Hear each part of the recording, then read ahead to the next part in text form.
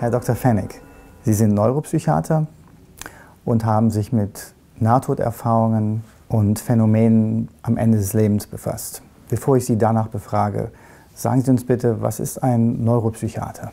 I'm a neuropsychiatrist. Neuropsychiater bedeutet, dass ich in Neurologie und Psychiatrie ausgebildet bin. Ich habe viele Jahre lang auf beiden Gebieten gearbeitet. Das ergibt eine perfekte Position, um Gehirn und Geist, also beide Forschungsfelder, zu überblicken. Viel besser, als wenn man nur Psychiater oder Neurologe wäre. Wie sieht Ihre tägliche Arbeit aus? The day job that I had was dealing with people who have brain damage and the psychological problems that flow from that. Ich hatte mit Gehirnschäden zu tun und mit den psychologischen Problemen, die daraus resultieren. Ich hatte viele Patienten mit epileptischen Anfällen und unterschiedlichen Bewusstseinsveränderungen. Anhand der Epilepsie zeigt sich sehr gut, wie das Gehirn arbeitet. Aber meine Forschungsarbeit war vielfältig. I was interested in sleep. I was interested as the equipment came in. Sie galt auch dem Schlaf oder neuen Instrumenten zur Untersuchung der Gehirnstruktur. Mein Interesse galt auch der elektrischen Aktivität des Gehirns, dem EEG. Eine meiner ersten Arbeiten habe ich über George Harrison geschrieben. Sie erinnern sich an George, den Beatle? Remember George Harrison, the Beatle?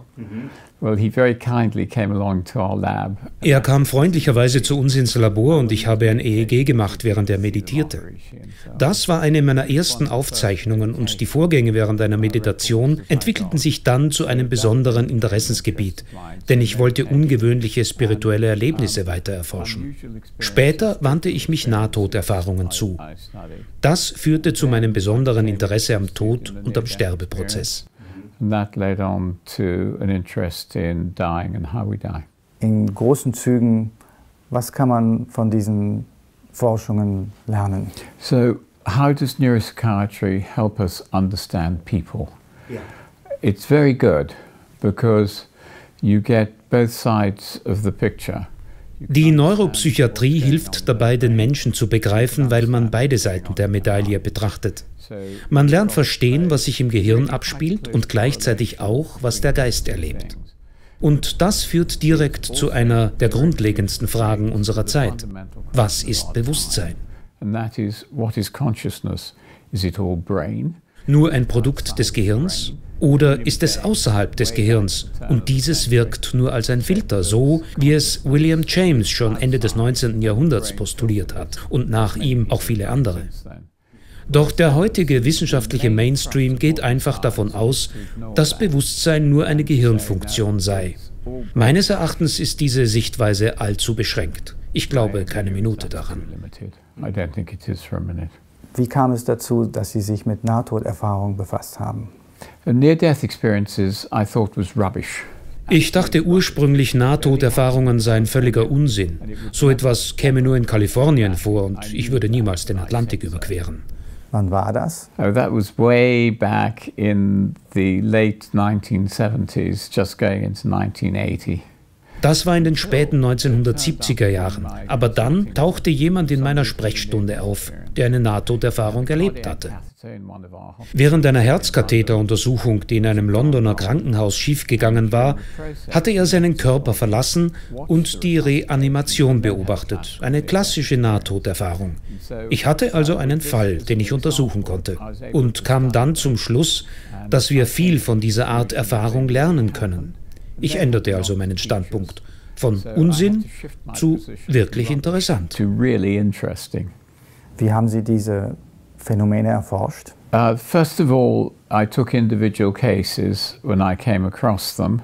Zuerst habe ich untersucht, was Menschen individuell erleben und dann eine Reihe von Studien geplant. Einige davon wurden mir genehmigt, andere nicht. Some of them I was allowed to do and others I wasn't. For example, in one of the hospitals I was in, I wanted to study people in the intensive care unit. Beispielsweise wollte ich in einem der Krankenhäuser, in denen ich arbeitete, Patienten auf der Intensivstation nach Nahtoderfahrungen befragen. Aber die Ethikkommission lehnte das ab. Der für die Intensivstation verantwortliche Arzt meinte, dass seine Patienten sowieso keine solchen Erlebnisse hätten. Es wäre also Zeitverschwendung. Mit einem anderen Weg hatte ich mehr Glück. Ich untersuchte die Erlebnisse betroffener Menschen und machte 1987 eine TV-Dokumentation darüber, in deren Folge wir 2000 Briefe erhielten. And following it, we got 2000 letters. Do you remember letters, those things you open, you know, not an email. Erinnern Sie sich noch an diese Dinger, die man öffnen musste? Also keine E-Mails. Mit diesen Briefen hatten wir eine große Datenbasis. Ich wählte davon die vielversprechendsten Fälle und schickte an 500 Personen Fragebögen. Daraus wurde eine besondere Fallstudie, die wichtige Erkenntnisse vermittelte. Firstly, this sample will never be repeated again. Erstens wird so eine Studie nie mehr durchgeführt werden können, weil damals 98% der Teilnehmer vor ihrem Erlebnis noch nie etwas von einer Nahtoderfahrung gehört hatten. Deshalb konnte Suggestion oder Ähnliches ausgeschlossen werden. Insofern war diese Studie einmalig. Außerdem zeigte sie, dass es ein sehr weites Spektrum von Ursachen für Nahtoderfahrungen gibt, angefangen vom Herzstillstand bis zu Kindergeburten und diversen Krankheiten. Schließlich stößt man sogar auf Menschen, die eines Abends vor ihrem Fernseher sitzen und eine Nahtoderfahrung haben. Sie alle erfüllen die für eine solche Erfahrung typischen Kriterien. Ich stellte fest, dass Nahtoderfahrungen in unserer Gesellschaft sehr häufig und unter vielfältigen Umständen vorkommen. Wenn man sie heute dennoch vor allem mit Herzstillständen verbindet, dann sind daran, glaube ich, auch meine Forschungen und die von Bruce Greyson in den USA schuld.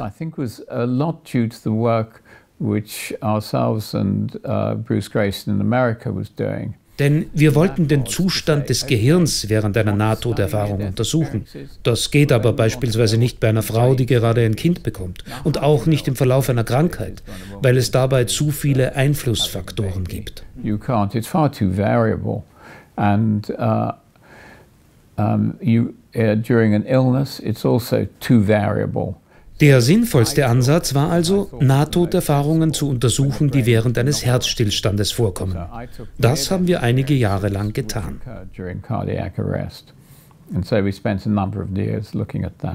Das war also eine große Studie. Haben Sie das ganze Spektrum der Nahtoderfahrungen erfasst? I think it was pretty nearly the whole spectrum in our culture. Ich denke, es war ziemlich das ganze Spektrum dessen, was in unserer Kultur vorkommt. Denn manche Grundelemente in Nahtoderlebnissen sind kulturspezifisch. Beispielsweise werden Tunnel und Licht viel häufiger in westlichen Ländern erlebt als in einigen östlichen. Die Erlebnisse von Jägern und Sammlern sind wieder ganz anders. Es gibt da einige schöne, einfache Fallbeispiele. Etwa den Mann, der in seinem Nahtoderlebnis ein Kanu bestieg und 3 Tage lang paddelte, bis er zu einer Insel kam. He got into his canoe and he paddled for 3 days till he came to an island. Dort erlebte er dann einen idealen Ort, wie das in Nahtoderfahrungen häufig vorkommt. He then had the sort of experience of an ideal place. So etwas ist für uns ziemlich ungewöhnlich. Auch Japaner bewegen sich üblicherweise nicht durch einen Tunnel. Sie gelangen meist an einen schwarzen Fluss, den sie überqueren müssen. Sie müssen ein Boot finden, das sie mit hinübernimmt. Solche Erlebnisse werden berichtet. Es gibt also kulturelle Unterschiede. Das muss man sich klar machen und akzeptieren. Hängt das von Ihrem Weltbild ab und Ihrem kulturellen Hintergrund? Ja, die Gründe für die Unterschiede im Erleben sind vielfältig. Sie hängen definitiv mit dem Weltbild zusammen, definitiv mit der religiösen Erziehung und bestimmt auch mit der Kultur, in der man sich befindet. Alle diese Dinge haben einen Einfluss. Was denken Sie, ist der Wert der Erforschung von Nahtoderfahrungen? Ich denke, die Sterbeforschung muss auf dem neuesten Stand der Bewusstseinsforschung sein. research into consciousness. Wir haben erkannt, dass die sehr intensiven Nahtoderlebnisse Menschen nachhaltig verändern. Und diese interessante Tatsache sollten wir untersuchen. Die Phänomenologie liefert uns einige Hinweise auf die Natur und die Struktur des Bewusstseins. The phenomenology of them gives us some idea about the nature and structure of consciousness. In dieser Hinsicht sind Nahtoderfahrungen extrem wertvoll. Außerdem können sie während eines Herzstillstandes auftreten, auch wenn die Ursachen für solche Erfahrungen, wie gesagt, ein viel weiteres Spektrum umfassen. Es sind also echte Todeserfahrungen, die gute Anhaltspunkte dafür liefern, wie wir sterben. Aus all diesen Gründen ist diese Forschung sehr wichtig. Glauben Sie, dass Nahtoderfahrungen einen Beweis erbringen dafür, dass das Bewusstsein ohne das Gehirn existieren kann? Is consciousness independent of the brain? That's a very wide question. Ist das Bewusstsein unabhängig vom Gehirn? Das ist eine sehr weitreichende Frage. Kann Bewusstsein ohne Gehirn existieren? Nun, wir haben keine Möglichkeit, das zu wissen, oder? Eine gute Frage jedenfalls. Haben die Mechanisten recht, wenn sie sagen, dass Bewusstsein vom Gehirn so abgesondert wird, wie die Leber Galle ausscheidet oder die Nieren Urin? As the brain, as the liver secretes bile, that sort of thing, or the kidneys urine. Is it a product of brain function? Ist Bewusstsein ein Produkt der Gehirnaktivität? Oder ist das Gehirn eine Art Filter für das Bewusstsein? Gibt es dort draußen in Wirklichkeit eine transzendente Realität, die durch das Gehirn so gefiltert wird, dass wir ein reduziertes Bild davon erhalten? Meine persönliche Antwort auf diese Frage ist nicht die allgemein übliche. Und warum das? Why do I believe that consciousness exists beyond the brain? Ich glaube, dass Bewusstsein außerhalb des Gehirns existiert und nicht wie Galle vom Gehirn abgesondert wird. Warum? Die Gegenfrage lautet, warum würden Sie annehmen, dass es nur um Gehirnfunktionen geht? If you look at the arguments which are put forward, there's got to be a very high correlation. Die Argumente, die dafür sprechen, beweisen eine sehr starke Korrelation zwischen Gehirnschäden und Bewusstseinsveränderungen. Das sagt aber nichts über die Kausalität aus. Es gibt einen klaren Zusammenhang zwischen Bewusstsein und Gehirn, aber damit ist nicht bewiesen, dass das Gehirn Bewusstsein erzeugt. Korrelation und Kausalität sind zweierlei.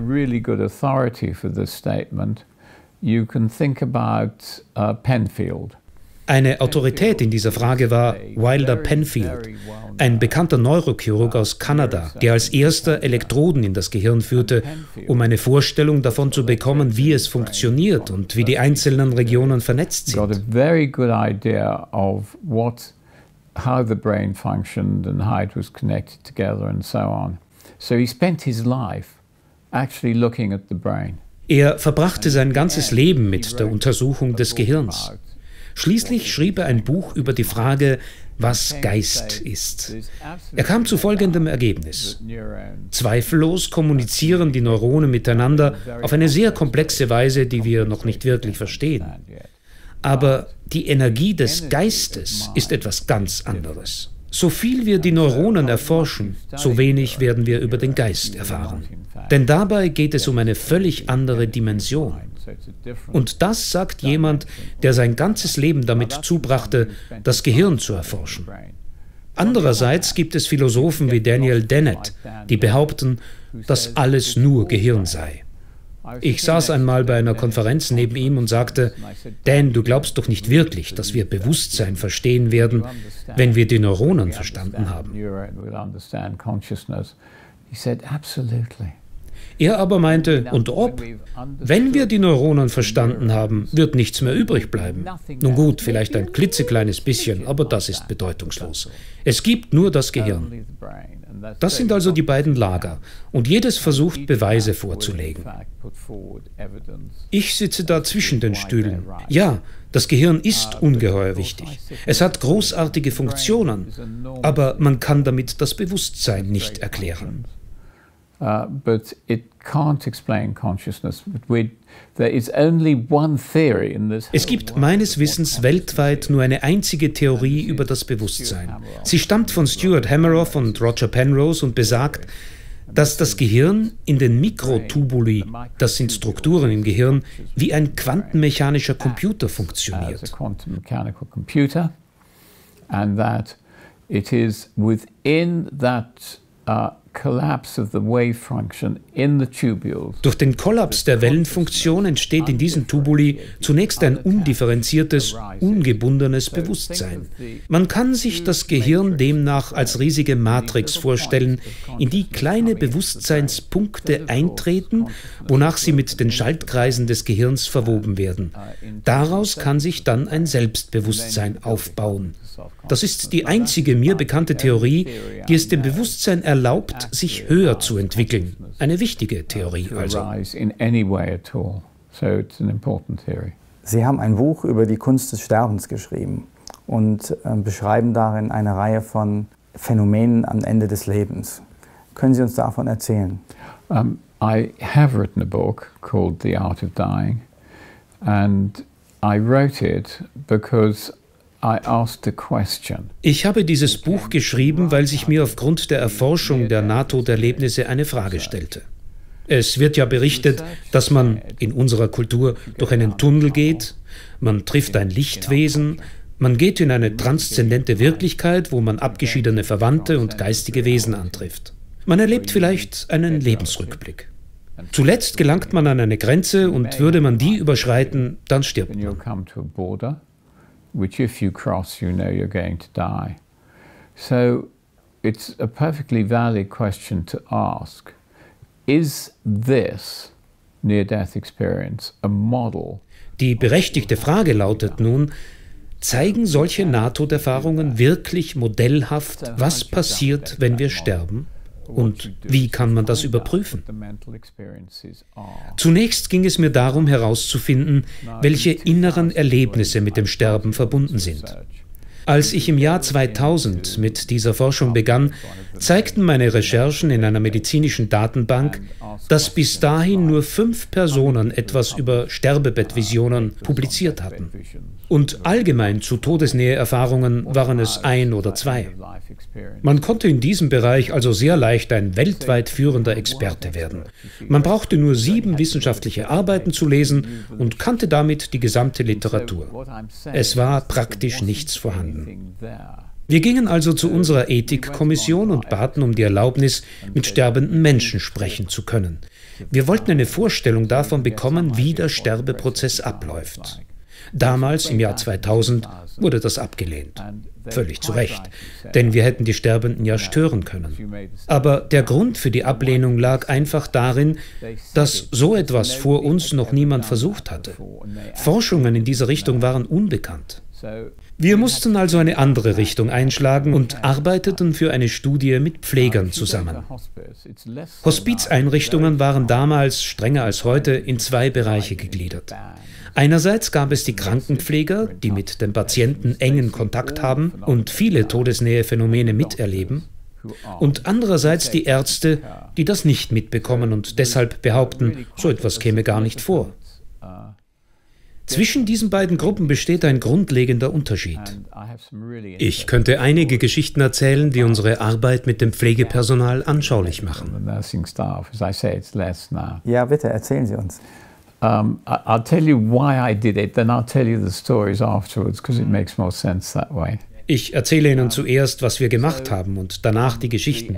Das ist sinnvoll. Die Ethikkommission hatte entschieden, dass wir eine Studie mit Pflegern machen dürfen, nicht aber die Sterbenden selbst befragen. Also arbeiteten wir mit Pflegern zusammen. Wir wählten 3 Hospize und ein Pflegeheim in England sowie 3 Hospize in Rotterdam, um kulturübergreifende Vergleiche anstellen zu können. Nun, nicht wirklich kulturübergreifend, aber immerhin gab es durch die Entfernung geringfügige kulturelle Unterschiede. Und wir entdeckten die faszinierendsten Dinge. Die Studie erlaubte es uns, einen ganzen Katalog von Phänomenen zusammenzustellen, die man in Todesnähe erwarten kann. Zunächst sind da Vorahnungen. Das heißt, die Menschen wissen, dass sie sterben werden. Noch bevor sie eine entsprechende Diagnose erhalten, wird es ihnen, beispielsweise durch einen Traum, klar. Sie wissen, dass sie demnächst sterben werden. Sind das die Patienten oder die Angehörigen? No, the patients. Nein, es geht um die Patienten. Der Dalai Lama sagt, jeder von uns weiß 2 Jahre vor seinem Tod, dass er sterben wird. Diese Information wird uns gegeben. Wenn man bei ihm nachliest, um zu erfahren, woher wir das wissen sollen, findet man 2 Gegebenheiten, die er erwähnt. Eine davon kann ich leicht verstehen, und zwar zeigen sich Verhaltensänderungen. Der Dalai Lama schreibt aber auch, dass sich der Atem des Betroffenen verändert. Was er damit meint, weiß ich nicht, aber ich kann nachvollziehen, dass sich durch das Gefühl, bald sterben zu müssen, auch das Verhalten eines Menschen verändert. Der Dalai Lama sagt, dass dies sehr häufig vorkäme. In Wirklichkeit wüsste jeder im Voraus von seinem Tod. Wir haben das nicht beobachten können. Nach unserem Eindruck kommt so etwas nicht sehr häufig vor. Es ist aber auch kein seltenes Ereignis, sonst wären wir nicht auf einige solcher Fälle gestoßen. Das nächste Phänomen sind Sterbebettvisionen. Ein paar Wochen bevor jemand stirbt, erscheinen ihm auf besondere Weise Besucher an seinem Bett. Bereits verstorbene Verwandte. Sie können außerhalb des Sterbezimmers auftauchen oder auch, was sehr häufig vorkommt, in das Zimmer kommen. Der Sterbende spricht natürlich mit ihnen. Manche dieser Besucher setzen sich zu ihm ans Bett, wohl deshalb, weil es ungemein tröstend ist, jemanden an seinem Bett sitzen zu haben. Why do they sit on the bed? Because it's enormously comforting to you to have somebody sitting on the bed. I mean, if you've ever had an ill child, falls Sie jemals ein krankes Kind hatten, wissen Sie, dass Sie nicht einfach dastehen und mit ihm reden. Sie setzen sich ans Bett, halten seine Hand und so weiter. Auch die Verwandten können am Bett sitzen. Wir haben etwa 100 Sterbebettvisionen nach ihrem Inhalt analysiert. Die Menschen, die am häufigsten erscheinen, sind Verwandte ersten Grades. Mutter und Vater werden gewöhnlich gesehen, verstorbene Ehegatten kommen sehr häufig. Wir fanden auch heraus, dass Geschwister erscheinen und gelegentlich sogar Menschen, die der Sterbende nicht kennt. People you don't know, occasionally. Animals? Not many. Sorry about that. Your cat or your dog is not going to come along. Tiere? Nicht viele. Tut mir leid, Ihre Katze und Ihr Hund werden nicht erscheinen. Bei den Besuchern handelt es sich hauptsächlich um enge Verwandte. Wir fanden in unserer Studie auch heraus, dass geistige Wesen gesehen werden. Sie verhalten sich etwas anders als Verwandte. Sie warten entweder außerhalb des Hospiz oder der Sterbende sieht sie durch das Fenster oder wie sie zur Tür kommen. Manche kommen auch herein. And some of them come in. Now I must point out that there's a big cultural element. Dabei muss ich betonen, dass der kulturelle Hintergrund eine große Rolle spielt. Eine Studie aus dem Bible Belt von Nordamerika berichtete von sehr häufigen Engelschauungen dort. In unserer Studie sahen nur 3% einen Engel, ein viel kleinerer Anteil.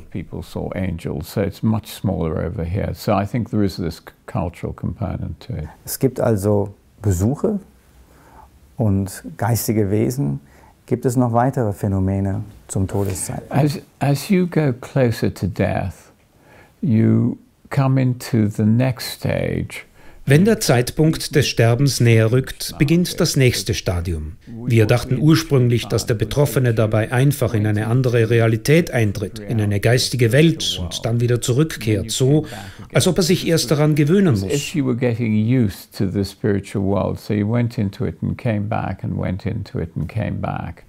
Dieses Hineingehen und wieder zurückkommen haben wir als für Sterbende entscheidend erachtet. Doch unsere Vorstellungen über diese Sterbephase ändern sich nun. Ich möchte diesbezüglich auf Monika Renz verweisen, eine Theologin aus der Schweiz, die mit Sterbenden viel Kontakt hatte. Monika Renz is a theologian in Switzerland and she has had a lot of contact with the dying. Sie hat 3 Studien veröffentlicht, die mit Krebspatienten entstanden. Eine umfasste, glaube ich, 60 Patienten, die andere 240. Und erst kürzlich hat sie eine Studie publiziert, die in 2 Hospizen entstand.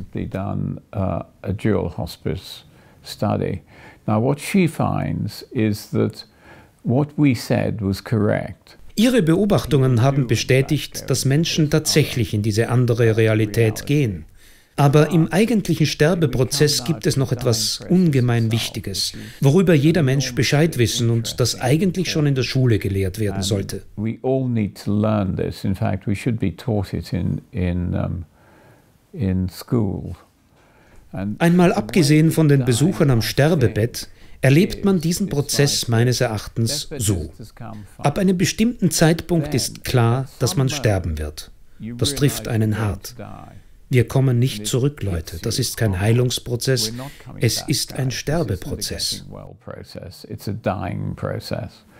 And that then leaves you in a very difficult position. Man befindet sich in einer schwierigen Situation, wie man sie bisher noch nie erlebt hat. Denn man hatte immer eine gewisse Kontrolle über sein Leben, jetzt aber nicht mehr. Man muss damit beginnen, alles loszulassen. Das ist ganz entscheidend. Man muss damit aufhören, sein bisheriges Leben weiterführen zu wollen. Man muss seine Frau aufgeben, die Katze, den Hund. Man muss von seinen Kindern und seiner Familie loslassen, vom Haus, vom Beruf, von allem. Wenn das nicht gelingt, bleibt man gebunden. Und diese Gebundenheit kann das Sterben sehr schwer machen. Wer aber alles aufgeben kann, erlebt auch einen sehr sanften Übergang. Man gelangt also von einer Vorphase des Übergangs, in der man noch an das bisherige Leben gebunden ist, in eine Übergangsphase, die eine Art Zwischenstufe darstellt, weiter in eine nachfolgende Phase, in der man tatsächlich alles hinter sich gelassen hat und mehr in den spirituellen Bereich eingeht. So ist es mit dem Sterben. Am Ende hat man sein Ego verloren, jenen Teil von sich selbst, der einen trennt. Und man wird das, was man nicht dual nennt. Erlebt die Einheit mit dem Universum. Das heißt, man hat alle Äußerlichkeiten des Körpers und der irdischen Person hinter sich gelassen und sich mit der Nicht-Dualität des größeren Kosmos dahinter verbunden. And you've just got this non-duality, which is merging with the greater cosmos behind. So the idea. Die Vorstellung, dass man dort viele Dinge seines irdischen Lebens behält und zum Beispiel seine Mutter wieder begrüßen wird, trifft wahrscheinlich nicht zu. You know, I'm going to see my mum and say hi. Probably not, but you could see your mum. I don't know. Vielleicht kann man seine Mutter treffen, ich weiß es nicht. Aber mit Sicherheit wird man universell. Das zeigen die gesammelten Daten. Und sie zeigen auch, dass man einen sehr schweren Sterbeprozess durchmacht, wenn man nicht alle Dinge loslassen kann, an die man noch gebunden ist. Es wirken also zwei Kräfte. Das Sterben führt in ein größeres Jenseits und das irdische Leben zieht zurück in die Begrenzung. Was geschieht, wenn der Sterbeprozess schwieriger ist? Yeah, then you have what is called spiritual restlessness. It's not a pleasant state to be in because you've got a lot of anxiety. Dann erlebt man eine spirituelle Unruhe. Das ist kein angenehmer Zustand, weil man dabei viel Angst hat und immer wieder in den Körper zurückgezogen wird. Jeder Mensch, der in ein Hospiz kommt, sollte einen Vortrag darüber hören, wie wichtig es ist, alles loszulassen. Das hilft im Sterbeprozess. Vor dem Tod ist noch ein weiteres Phänomen erwähnenswert, die sogenannte terminale Geistesklarheit. Die Menschen in der viktorianischen Zeit nannten es spätes Erwachen.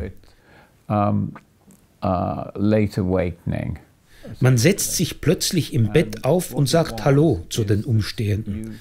Aber in Wirklichkeit bedeutet es Auf Wiedersehen, denn man weiß, was nun geschieht. Dann legt man sich zurück und stirbt. Das allein ist schon bemerkenswert. Aber noch viel interessanter ist, dass das Gleiche auch Menschen tun, die sich in Langzeitpflege befanden, die gelähmt waren und sich seit vielleicht einem Jahr nicht mehr bewegt haben. Auch sie können sich aufsetzen. Für kurze Augenblicke scheint das Zentralnervensystem wieder ordnungsgemäß zu funktionieren. Und noch interessanter finde ich, dass auch Alzheimer-Patienten in Pflegeheimen, demente Menschen, die ihr Gedächtnis schon Jahre zuvor verloren hatten, sich aufsetzen, ihre Freunde erkennen, sich verabschieden, manchmal auch ihre verstorbenen Verwandten wahrnehmen und sich dann zurücklegen und sterben. Das stellt die Wissenschaft vor eine große Frage. Denn wie soll so etwas möglich sein, wenn man davon ausgeht, dass das Gehirn Bewusstsein erzeugt? Es müsste ja den ganzen Sekretionsprozess wieder in Gang bringen. Einfach so, kurz bevor jemand stirbt. Das leuchtet nicht wirklich ein. Dann stirbt man also. Aber damit ist die Vorstellung noch nicht zu Ende, vor allem nicht für die Angehörigen. Viele nahestehende Menschen möchten ja noch einmal ans Sterbebett kommen. Diese Begegnungen sind so wichtig, dass der Sterbende seinen Tod sogar etwas hinauszögern kann. Wenn er von einem Angehörigen zum Beispiel hört, ich komme am Dienstag wieder, stirbt er erst dann. As you come up to death, you can actually put off your dying for a bit, because sometimes some of the deathbed visitors you have say, I'm going to come back on Tuesday. And you'll die then. But remember that. Denken Sie an die beiden Kräfte, die beim Sterben wirken. Man hat noch eine gewisse Kontrollmöglichkeit und nutzt sie, um mit den Verwandten zu verhandeln, wenn man noch ein wenig länger leben will. Relatives, if you want to live a little bit longer. But when you actually die, if you have a drive, say, to go and see a daughter. Aber wenn jemand dann tatsächlich stirbt und den Drang verspürt, seine Tochter oder seinen Sohn noch einmal zu sehen, weil sie nicht ans Sterbebett kommen konnten, dann kann er sie besuchen. Ein solcher Besuch findet auf besondere Weise statt. Wir haben viele derartige Fälle analysiert. Er ereignet sich zum Todeszeitpunkt. 99% innerhalb einer halben Stunde, die meisten zur genauen Todeszeit. Das hängt vom mentalen Zustand der Person ab, die besucht wird. Wenn man in wachem Zustand einen derartigen Besuch erhält, hat man vielleicht das Gefühl, dass gerade ein Bekannter stirbt, dass er Hilfe braucht oder dass irgendeine Katastrophe passiert. Solche Gefühle zeigen sich da.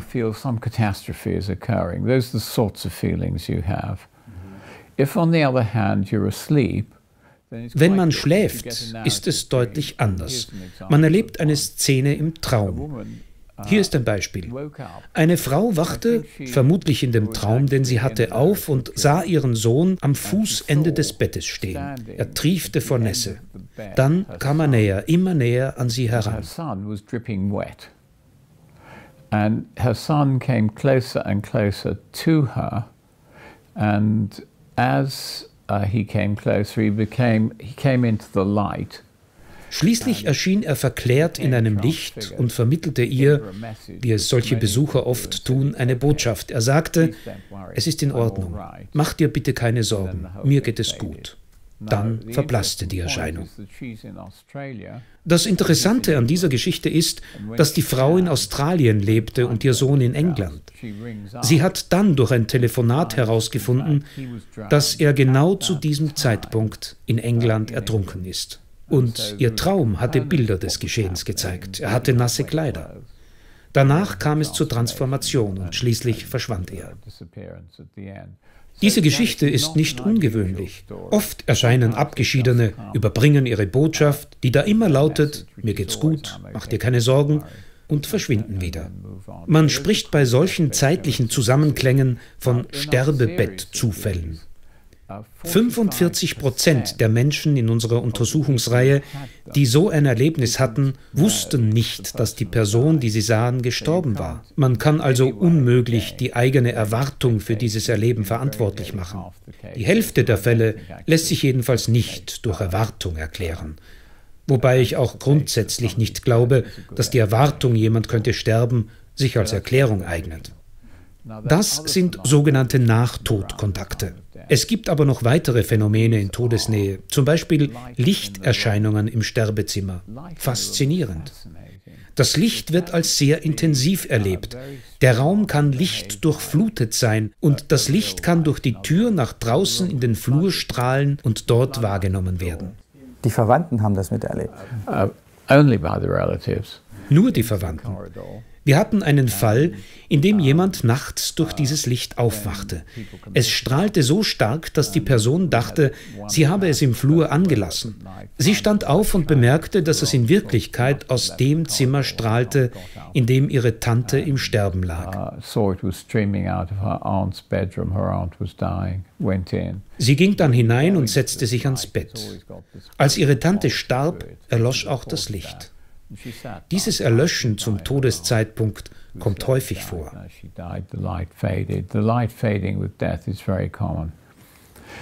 Wenn ich hier von einem häufigen Phänomen in Todesnähe rede, dann deshalb, weil in unserer Studie Krankenschwestern in etwa 35% der Fälle von einem Licht im Sterbezimmer berichteten oder das von Angehörigen berichtet bekamen. Allerdings kann es sein, dass, wenn zum Beispiel Geschwister anwesend sind, nur einer von beiden dieses Licht wahrnimmt, der andere aber nicht. Ich denke also, dass es sich um eine Wechselwirkung zwischen Angehörigen und dem Sterbeprozess handelt.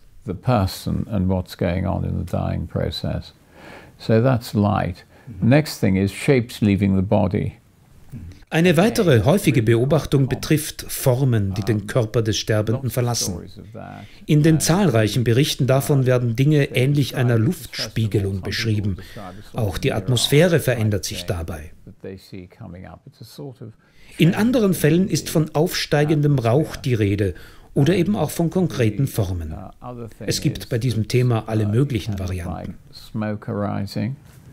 Or it can have a definite form to it, and they're all variations on the theme, and it's very much how the Tibetan Book of the Dead. Die Phänomene erinnern an die letzten Phasen des Sterbens, wie sie im tibetanischen Totenbuch beschrieben werden. Auch dort wird von Luftspiegelungen oder Rauch berichtet, ehe jemand in den Himmel eingeht, in einem späteren Stadium. Formen, die den Körper verlassen, Licht und Transformation. Das alles wird in Todesnähe häufig erlebt. Und dann gibt es auch das Phänomen von Uhren, die plötzlich stehen bleiben. Tun sie das wirklich? Offensichtlich ja, denn viele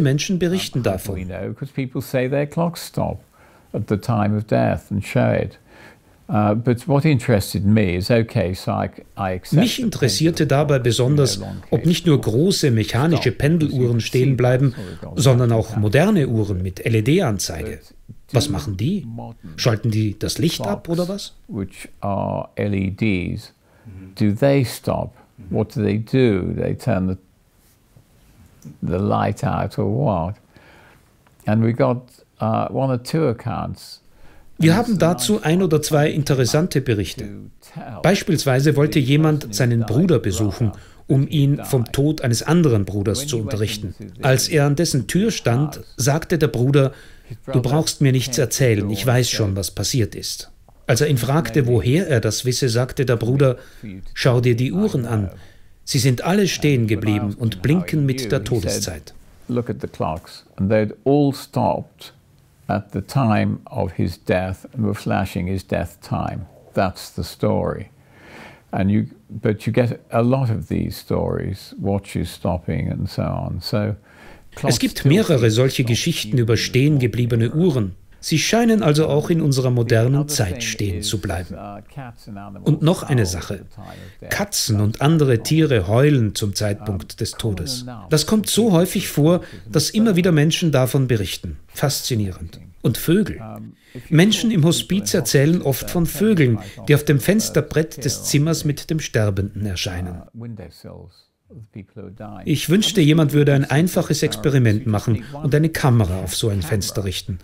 Und vergleichsweise eine zweite auf ein anderes Fenster, das zu keinem Sterbezimmer gehört. Damit könnte man sehen, ob an diesen Berichten etwas dran ist. Jedenfalls werden Vögel häufig beobachtet. Birds are commonly seen. There was a village in Massachusetts. In einem Dorf in Massachusetts wurde von einem Mann berichtet, der eine Vorliebe für Eulen hatte. Als er starb, setzte sich eine weiße Eule in einen Baum des Dorfs. Das ist gut dokumentiert. Dort gibt es nicht viele Eulen. Sie blieb dort bis zu seiner Beerdigung. Danach flog sie davon. Was hat das zu bedeuten? Ich weiß es nicht. Wir brauchen mehr Fälle. Also von anderen miterlebt? Ja, solche Dinge geschehen wirklich. Kann man sagen, wie häufig das vorkommt? Well, we did in our surveys, we always asked what the frequency was. In unseren Umfragen ist die Häufigkeit immer ein Thema. Wenn zum Beispiel viele Pfleger das Gleiche erleben, dann ist es wahrscheinlich, dass dieses Phänomen häufig vorkommt. Sterbebettvisionen werden beispielsweise in 50% der Gespräche mit Pflegern genannt.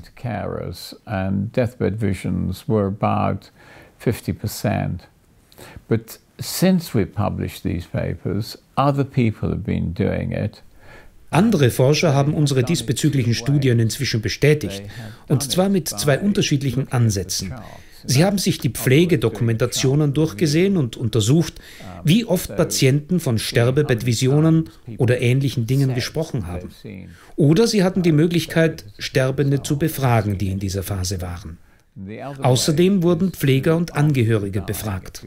Das Ergebnis war, dass bis zu 80% der Sterbenden solche Dinge erleben. Sie sind wahrscheinlich sehr häufig, aber es wird nicht immer davon berichtet.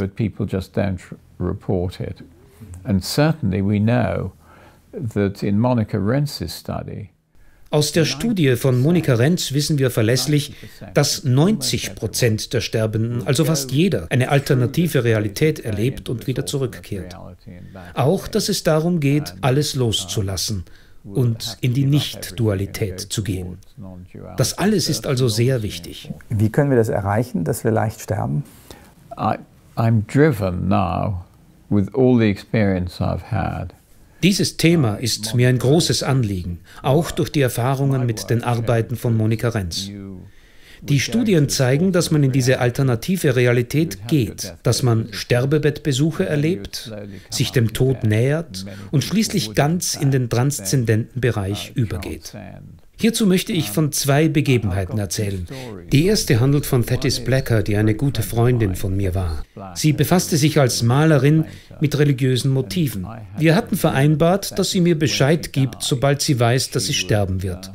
Und sollte ich vor ihr sterben, würde ich es sie wissen lassen. Wir wollten den Sterbeprozess besprechen, weil uns dieses Thema oft beschäftigt hatte. Sie starb dann vor mir, ich bin ja immer noch da, und hat mir beschrieben, wie es für sie war. Als der Tod näher rückte, etwa eine Woche bevor sie starb, beschrieb sie einen Fluss von Liebe, goldene Liebe und Licht, der durch ihr Zimmer und das Hospiz floss.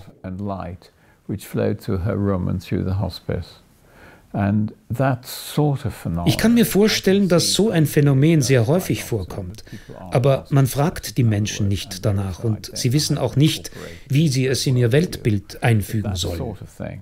And another one, which is an amazing book, he's written a book about it, and this is Paul Robertson, the leader of the Medici Quartet. Die zweite Begebenheit betrifft Paul Robertson, den Leiter des Medici-Quartetts, der über sein Erlebnis auch ein großartiges Buch geschrieben hat. Wir beide kannten einander sehr gut. Paul hatte eine Nahtoderfahrung und durchlebte dabei einen typischen Sterbeprozess. Er erzählte, dass er seinen Körper aufgab, um sich mit dem universellen Bewusstsein zu verbinden. Freudig, glücklich und freiwillig. Er war an nichts gebunden. Und ich denke, das ist eine sehr gute Beschreibung für das Sterben, wie es sein sollte. Freudig, glücklich und freiwillig.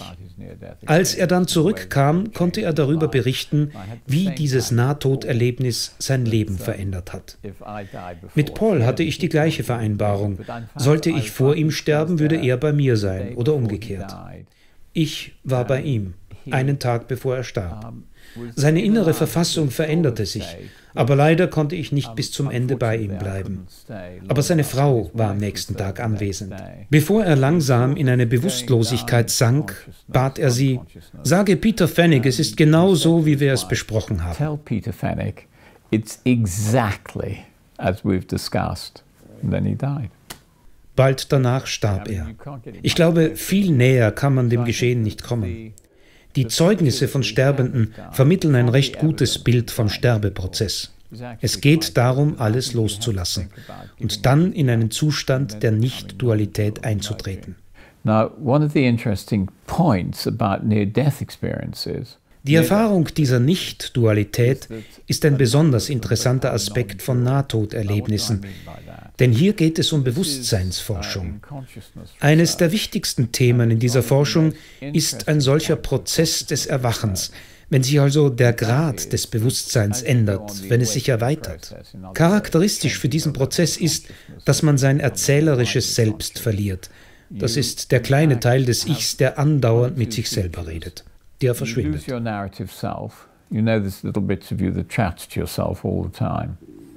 That goes. Next, you're always in the moment. Außerdem ist man immer in der Gegenwart. Die Vergangenheit und die Zukunft sind bedeutungslos geworden. Auf die Frage, was ist die Welt, gibt es nur die eine Antwort: Sie ist hier und jetzt. Wie sie einmal war, ist unbedeutend. Die Vergangenheit existiert nicht und ebenso wenig das, was in Zukunft kommen wird. Man lebt einfach nur im Moment. Und man ist unglaublich glücklich, während man sich zunehmend dem Transzendenten öffnet. Die eigene Persönlichkeit ist nicht mehr die erzählende Stimme im Kopf. Sie wird nicht dual und vereinigt sich mit der Wirklichkeit. And there's a man called Jeffrey Martin in the States. In den USA gibt es jemanden, Jeffrey Martin, der 1500 Fälle von Menschen dokumentiert hat, die das erlebt haben. Ganz gewöhnliche Leute. Wir wissen also, dass dieser Zustand existiert und wie er sich zeigt. Die Frage ist nun, ob es diesbezüglich auch eine Verbindung zu Nahtoderlebnissen gibt. Werden ähnliche non-duale Charakteristika, von denen im Sterbeprozess berichtet wird, auch während einer Nahtoderfahrung erlebt? Die Antwort lautet ja. Ich habe mit Menschen gesprochen, die ein Todesnäherlebnis hatten, und sie haben mir diesen non-dualen Zustand beschrieben. Man kann deshalb eine Veränderung des Bewusstseinszustandes erfahren, wenn man von einem Nahtoderlebnis zurückkehrt. Der Gedanke, dass Nahtoderfahrungen sehr eng mit dem tatsächlichen Sterbeprozess zusammenhängen und dass es um ähnliche Bewusstseinsveränderungen geht, bestätigt sich also auf interessante Weise. Consciousness and the shifting consciousness is beginning to come together in a really interesting way. Glauben Sie, es gibt einen Zusammenhang zwischen der Art, wie wir denken, unserer Einstellung und wie wir unseren Tod und den Sterbeprozess erleben und das, was danach kommt? Is the sort of life you lead? Beeinflusst unsere Lebensweise die Art und Weise, wie wir sterben? Ja, das ist so. Aber hier muss man sehr vorsichtig sein, denn es gibt ja auch Menschen, die zuvor behaupteten, dass nur die materielle Welt existiert. Sie meinten, mit dem Tod in das Nichts zu gehen. Also das sagen Sie vorher? Beforehand. That's their belief structure. Ja, aufgrund ihres Denkgebäudes. Es zeigt sich aber, dass sie diese Vorstellung aufgeben, sobald sie selbst in den Sterbeprozess eintreten. Sie blicken dann erwartungsvoll auf das, was mit ihnen geschieht, und behaupten nicht mehr, dass sie an gar nichts glauben. Eine Frau beispielsweise, die völlig überzeugt davon war, dass danach nichts mehr kommt, wachte immer wieder aus ihrem Koma auf und sagte: „Macht weiter, ich will weitergehen." Ihre Sicht der Dinge hatte sich also sehr verändert. Come on, get on with it, because I want to move on. Do you see? And that was quite different from what her stance was. So, if you have a strong belief in angels, will you see angels? Probably. Wenn jemand stark an Engel glaubt, wird er dann Engel sehen? Wahrscheinlich. Das zeigen Schilderungen aus dem Bible Belt in den Südstaaten Nordamerikas. Ändert sich das Erleben, je nachdem, ob man ein gutes oder ein schlechtes Leben geführt hat? Ich möchte es so formulieren: Wenn gutes Leben bedeutet, dass man nicht stark auf sich selbst fokussiert ist, und wenn man daran gewöhnt ist, auch an andere Menschen zu denken, wird man sich in der Phase des sich selbst Aufgebens viel leichter von allem lösen können. you can give up much more easily because you're not centered. And the other thing is guilt. Eine andere Sache sind Schuldgefühle. Sie halten einen zurück. Für viele ist es schwer, ihre Schuldgefühle loszulassen. All die schrecklichen Dinge, die sie getan haben, deretwegen sie Schuld empfinden. Denken Sie an jemanden, der viele Verbrechen begangen hat. Er wird große Schwierigkeiten mit seiner Schuld haben. Then they'll have a lot of difficulty giving up. And so my colleagues asked me, what happens if you're a psychopath and have no guilt? Ein Kollege hat mich gefragt, wie es wohl einem Psychopathen geht, der keinerlei Schuld empfindet. Das weiß ich nicht. Ich habe nie einen Psychopathen sterben sehen. Möglicherweise fällt es ihm leicht. Ich weiß nicht, ob er alles loslassen kann. Ob man gut gelebt hat, hängt mit der Fähigkeit zusammen, loslassen zu können. Je selbstzentrierter man lebt, umso schwerer ist das. Man findet ja häufig in Filmen und in der Literatur das Klischee, dass der gute Mensch einen guten Tod erlebt und der böse Mensch einen schlechten Tod hat. Bestätigen Ihre Forschungen das? How I've described it is arguing from death in normal people. Wie gesagt, es gibt Menschen, die einen leichten Tod haben und solche, die Ängste entwickeln, wenn sie dem Sterben näher kommen, die zu sehr gebunden, unfrei sind. Man könnte also argumentieren, dass jemand, der von Schuld belastet ist, oder jemand, der sein Ego, seinen Besitz oder irgendetwas anderes nicht aufgeben kann, einen schweren Tod haben wird. Das passt irgendwie zu den üblichen Klischees aus der Literatur, aber eben nicht ganz. Denn überraschenderweise geht es beim Sterben vor allem um die Fähigkeit des Loslassens. Wenn ein Milliardär lachend zu seinen Freunden sagen kann, jetzt gehört alles euch, ich lasse es los und gebe mich dem Tod hin. Prima, kein Problem. It's all yours now. Give it up and sink into death. Fine. No problem. Viele Ärzte würden sagen, das sind nur Halluzinationen. Was sagen Sie zu diesem Erklärungsansatz? So people say all these things that we were finding in the dying are hallucinations. Well, this is terminology, isn't it? Wenn Leute sagen, dass all das, was wir bei Sterbenden beobachten, Halluzination sei, dann ist das doch nur ein Wort, oder? Was ist eine Halluzination? Es ist ein Erlebnis, das nur Sie haben. Es gibt viele Halluzinationen. Dass es sich um Halluzination handeln soll, besagt in Wirklichkeit überhaupt nichts. Aber wenn man sich die Daten ansieht, erleben Sterbende und die Angehörigen, die im gleichen Zimmer sind, manchmal eben Sterbebettbesucher. Sie sehen sie. Es gibt überzeugende Berichte davon. Kinder sehen sie häufiger als Erwachsene. Und manchmal können auch Hospizschwestern sie sehen. Auf dieser Grundlage kann man nicht mehr von Halluzinationen sprechen. Und zu behaupten, einiges sei Halluzination, anderes nicht, das ergibt keinen Sinn. Die Erlebnisse Halluzinationen zu nennen, bedeutet doch nur, dass man das Thema gern loswerden will. Lasst uns lieber über etwas Interessantes reden. Das ist nicht hilfreich. Ja. Es gibt ja auch sogenannte Höllenerfahrungen. Was sagen Sie dazu? So, some people report hellish experiences. I have a lot of difficulty with hellish experiences. Ja, einige Menschen berichten von Höllenerfahrungen. Ich habe damit aber meine Schwierigkeiten, weil es in unserer Umfrage oder aus den Briefen, die uns zugeschickt wurden, durchweg eine andere Erklärung für solche Erfahrungen gab. Zum Beispiel berichtete ein Mann, dass er in seinem Nahtoderlebnis seinen Körper verlassen hatte und sich plötzlich in einem höllischen Reich befand. Es gab lauter Teufel, die ihn andauernd stachen und quälten. Er spürte die Höllenflammen, die ihn verbrannten. Torturing him, and he knew he was in the hellish realm because he could feel the flames of hell burning him. Now, as he got better, als es ihm wieder besser ging, er lag nämlich auf der Intensivstation, wurde ihm klar, dass diese Höllenerlebnisse in Wirklichkeit durch das Heizkissen, auf dem er lag, verursacht worden waren. Und die Teufel waren, leicht zu verstehen, die Krankenschwestern, die ihm Injektionen und Ähnliches gaben. Because he said these were the nurses that were coming in and giving him injections and doing things like that. So Es handelte sich also um eine Interpretation. Es war eine Illusion. Der Mann stand kurz vor einer sogenannten Intensivstationspsychose, in der Patienten paranoid werden, weil schreckliche Dinge mit ihnen gemacht werden. Es gab also eine rationale Erklärung, kein Anlass, eine Hölle zu postulieren. But the question is there a hell? Is there really a hellish realm that people go into? Well, die Frage ist trotzdem, gibt es eine Hölle, in die Menschen gelangen können? Nun, ich kenne kein wirkliches Sterbeerlebnis, in dem Menschen von einer Hölle berichtet hätten. Sie tun das einfach nicht. In unserer Studie kamen solche Erlebnisse in 4% der Nahtoderfahrungen vor.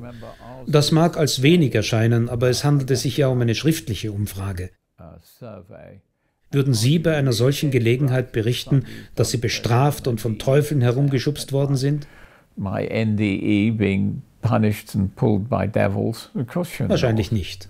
Deshalb sind Höllenerfahrungen bei uns wohl unterrepräsentiert. Aber die Fälle, die in unserer Umfrage vorkamen, konnten mich nicht überzeugen, dass sie die gleiche Qualität wie Nahtoderfahrungen hatten. Andere Forscher mögen der Ansicht sein, dass ich mich in diesem Punkt irre. Man kann die Daten natürlich auch anders interpretieren. Alles in allem, gibt es aus Ihrer Sicht eine Botschaft, speziell für unsere Kultur? I think the experience that I have learned about near-death experiences and dying have a very strong message to our culture. Ja, ich glaube, dass sterbende Menschen eine sehr starke Botschaft für unsere Kultur haben. Ich bin da der gleichen Meinung wie der Dalai Lama. Er sagt, dass jede Kultur, die den Tod unter den Teppich kehrt und ihn nicht anerkennen will, eine gierige Gesellschaft ist, in der man Dinge ansammeln und unbedingt haben will, in der es normal ist, sich über andere zu ärgern und Feinde zu haben. Alle leben egoistisch, weil sie glauben, ewig zu leben. And they are very self-centered because they're going to live on to eternity. And if you look at our culture, unsere Kultur weist in diese Richtung. Den Tod der Medizin zu überantworten, ihn wegzuschieben, nicht über ihn zu sprechen, heißt, Verantwortung zu verleugnen. One in which we deny our responsibility. Look, every 100 years we're all going to be swept away like that. Nach 100 Jahren sind wir alle weggefegt, aber darüber reden wir nicht. Das ist der erste Punkt. Und zweitens sollten wir mit Kindern über den Tod sprechen. Es ist eine Tatsache, dass wir alle sterben werden. Wir sollten offen darüber reden. Einer meiner Enkelsöhne erlebte einmal, wie ein Hund in den Garten eindrang und seinen beiden Hamstern die Köpfe abbiss. Dadurch wurde er mit dem Tod konfrontiert. Er hatte die Tiere sehr geliebt. So etwas wirft Fragen auf. Kommen sie jetzt in den Hamsterhimmel oder sind wir alle bloß Maschinen? Welchen Sinn hat der Tod? Das sind fundamentale Fragen und man bekommt ganz früh seine Lektionen. Viele Kinder haben auch den Tod ihrer Großeltern miterlebt. Davon wissen sie. Der Tod sollte also auf dem Lehrplan der Schulen stehen. Wir sollten lehren, dass er ein natürlicher Teil des Lebens ist, dass man ihn schon mit der Geburt zu akzeptieren hat. And in fact, you accept death when you accept birth.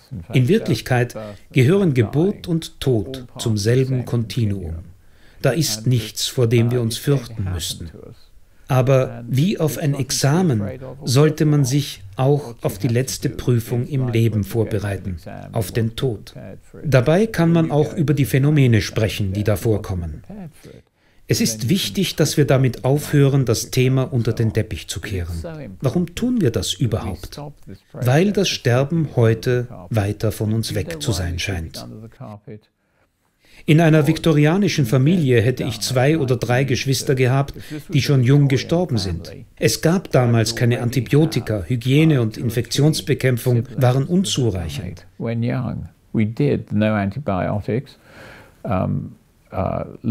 Keeping the place clean and stopping infections was very poorly done.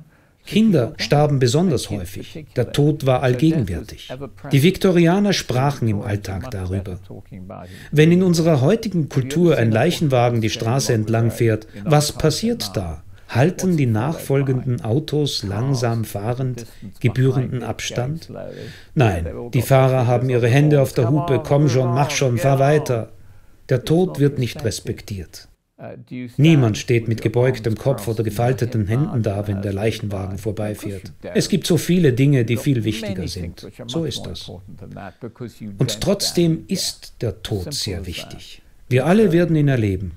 Also sollten wir über ihn Bescheid wissen. So einfach ist das. Simple.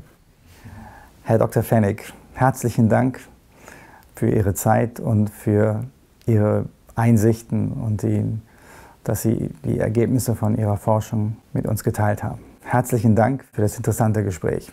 Well, thank you very much. Nun, danke für Ihre Fragen. Danke sehr. Pleasure.